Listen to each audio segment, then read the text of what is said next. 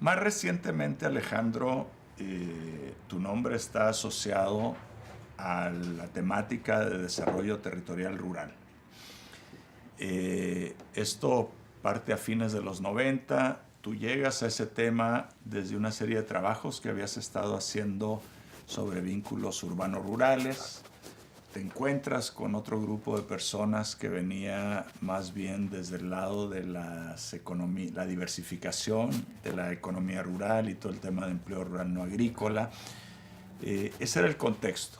Y dime, ¿de dónde sale y cómo surge esta idea de desarrollo territorial rural? Mira, esto es realmente importante porque son mis últimos 12 o 13 años de vida los que están vinculados a ese hecho. Pero yo decidí salirme de Naciones Unidas antes de que la jubilación lo mandara, contra la opinión de Julio Verdeguer, que decía que yo nunca me iba a retirar.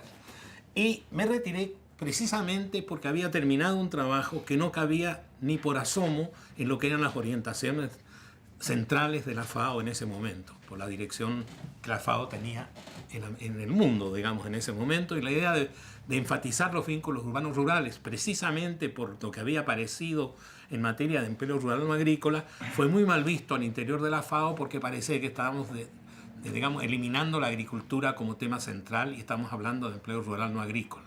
Entonces ese hecho, y en ese momento yo ya conocía a Julio, había conocido los trabajos del equipo de RIMISP, entonces vine y le dije, mira, yo quiero trabajar en estos temas, pero me gustaría arrendar una oficina aquí en RIMISP. Y entonces me dicen, bueno, no necesitas arrendar, ven, incorpórate, haz lo que tú quieres hacer. Y en este momento tenemos un poco de recursos para un trabajo sobre descentralización. Bueno, y me metí en descentralización a partir de la idea esta de vínculos urbanos rurales. O sea, este era un centro reconocido por el tema de la ruralidad. El tema del empleo rural no agrícola era el eje, era uno de los ejes con el que este centro salió, digamos, al público. Y dije, bueno, este es un nicho perfecto para meter en la descentralización estos dos temas. Y yo creo que al cabo de un tiempo, en medio de la impaciencia de Julio Verdeguer, que entonces estaba haciendo su tesis, creo, de grado, debo haber parido unas, no sé, raro en mí porque yo ya no escribo, debo haber parido unas, no sé, una enorme cantidad de páginas. Y Julio, con paciencia, en ese momento ya tenía la posibilidad de leerlas porque había terminado su tesis de grado, las miró y dijo, hay que reordenar. Entonces, reordenamos, encerramos 2 días, más de 2 días creo, 2 días y medio. Casi una semana. Y lo que pasó es que Julio hizo aterrizar una cosa que era muy literal, muy de debate casi cargado a lo más sociológico, lo hizo aterrizar a propuestas de política. A 9 o 10, eran 9, después agregamos una más, a 9 criterios. Y lo más interesante es que fue muy insistentes ambos en la presentación que hicimos ante el Banco Interamericano, en una reunión que es donde se inauguró, se planteó por primera vez esto de el trabajo de DTR, se planteó como criterios, tanto criterios que con frecuencia en los cursos yo decía, esto es como ¿cómo se llama? El libro este de la buena conducta en la mesa Manual de Carreño. Manual de Carreño. Esto es como el Manual de Carreño, en el sentido, o es como el qué sé yo.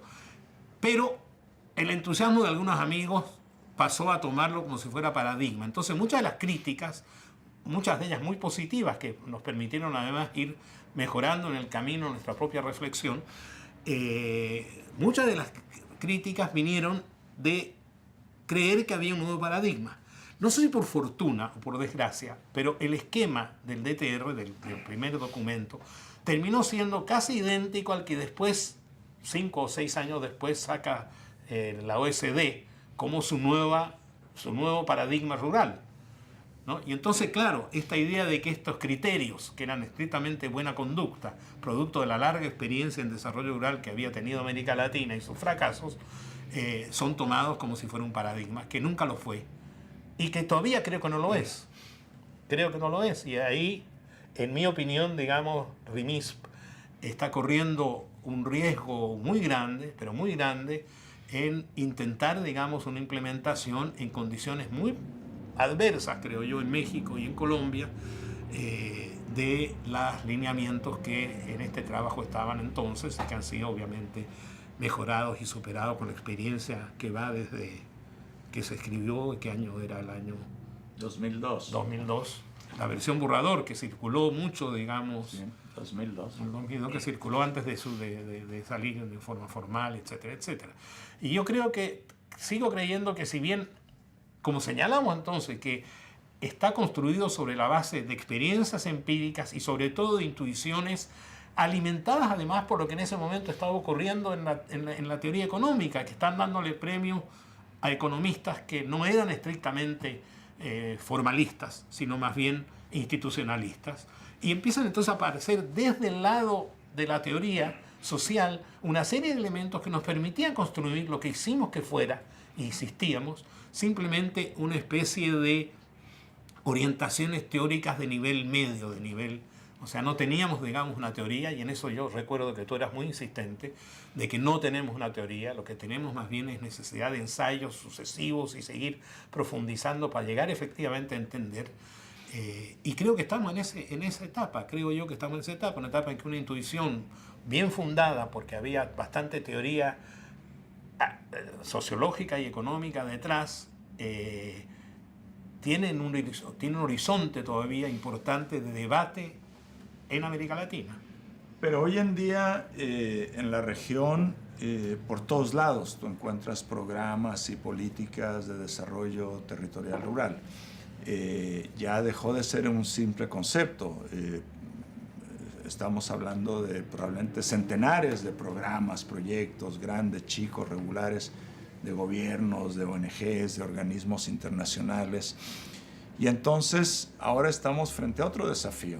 Ya no es solo un problema intelectual, sino que es un problema de política pública. Y tú hablabas de que RIMIS y muchos otros, ¿no es cierto?, estamos tomando riesgos porque estamos tratando de diseñar políticas a partir de esta idea. ¿Cuál es tu preocupación de esos riesgos? Mi preocupación es la que tuvimos, creo yo, al segundo día de haber difundido la idea, y era el tema de su instrumentación, porque tiene supuestos implícitos de tal envergadura que tomamos conciencia realmente cuando nos dimos cuenta exactamente de lo que señalas, que empezaron a proliferar en América Latina proyectos de desarrollo territorial rural. Algunos de ellos incluso invocando, digamos, el trabajo nuestro como parte de su inspiración. Y sin embargo, lo que veíamos era una banalización creciente del concepto de desarrollo territorial. Finalmente eran todos proyectos, el 90 y tantos % eran proyectos agrícolas, en general eran proyectos reducidos como mucho a un municipio, y todos encontrándose con enormes dificultades, incluso para implementaciones micro de una idea que queda desvirtuada si la haces micro, porque pierde, digamos, su sentido de orientación global de una estrategia.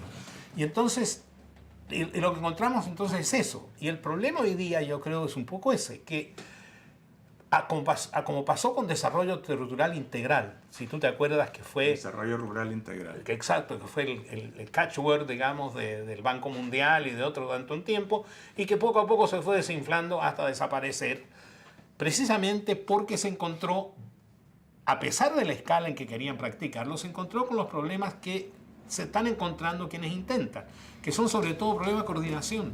¿Pronosticas tú entonces la desaparición de esta idea? No, a mí me gustaría ver qué pasa con las evaluaciones que están planteadas para el proyecto colombiano y para el proyecto mexicano. Yo estoy seguro que van a tener buen resultado en términos de la situación de ingreso, tal vez, de los beneficiarios. Es posible, lo que hemos visto en muchos de los programas, porque hemos evaluado más de 10 o 20 programas de ese tipo, y hemos visto que muchos de ellos son exitosos en términos de ingreso.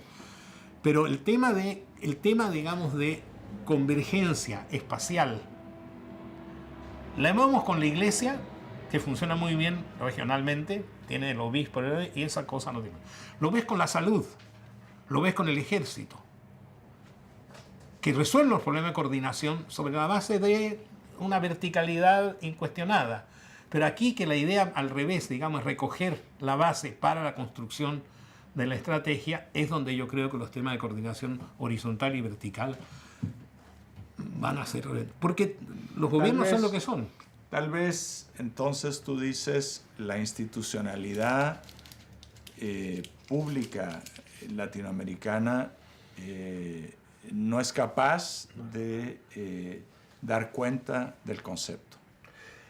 En un sentido en particular, digamos, en un sentido entre muchos. Primero, digamos, nosotros siempre pensamos que la escala de un programa, de un proyecto, tenía que trascender un municipio. O sea, estábamos pensando en escalas de 100.000, más o menos, familias, 50.000 familias.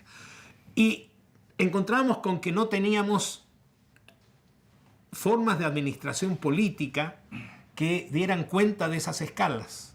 Y por lo tanto había que forzar estructuras que de hecho se están empezando a dar. Te fijas, en los proyectos de desarrollo regional empiezan a darse cuenta muchas veces de que al nivel en que estaban funcionando eran insuficientes y entonces empiezan a integrar 4 municipios, 5 municipios, a buscar acuerdos intermunicipales. O sea que por lo menos en ese nivel, que era uno de las limitantes, que era una instancia política de dirección de un conjunto, digamos, de esa escala, empieza a emerger como necesidad.